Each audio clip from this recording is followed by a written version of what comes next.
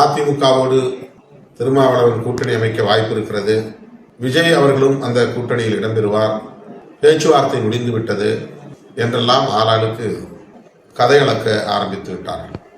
2017ஆம் ஆண்டிலிருந்து விடுதலை சிறுத்தைகள் கட்சி திராவிட முன்னேற்ற கழகத்தின் தலைமையிலான கூட்டணியில் தொடர்ந்து பயணித்து வருகிறோம். மதசார்பற்ற முற்போக்கு கூட்டணியை உருவாக்கியதில் விடுதலை சிறுத்தைகள் கட்சிக்கும் பங்கு உண்டு. அகில இந்திய அளவில் இந்தியா பிளாக் என்கிற அந்த 28 கட்சிகள் அடங்கிய கூட்டணியை உருவாக்கியதிலும் விடுதலை சிறுத்தைகளுக்கு பங்கு உண்டு. எனவே இந்த 2 கூட்டணிகளையும் கட்டுக்கோப்பாக வைத்திருக்க வேண்டும்.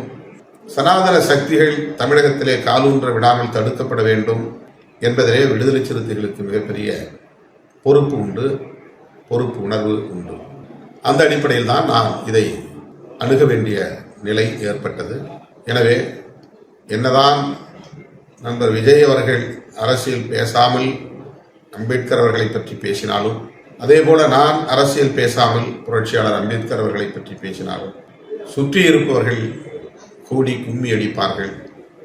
அதற்கு நாம் இடம் கொடுக்க கூடாது என்கிற அடிப்படையில் தான் இந்த விழாவில் பங்கேற்பதில் எனக்கு உள்ள தயக்கத்தை விகடன் பதிப்பகத்தாரிடம் எடுத்து சொன்னோம். அவர்களும் அதை புரிந்து கொண்டார்கள். அந்த அடிப்படையிலே இன்றைக்கு விழா நடக்கிறது. இதற்கு அரசியல் சாயம் பூசியவர்களை பற்றி யாரும் பேசவில்லை, அதன் உள்நோக்கத்தை யாரும் அலசவில்லை.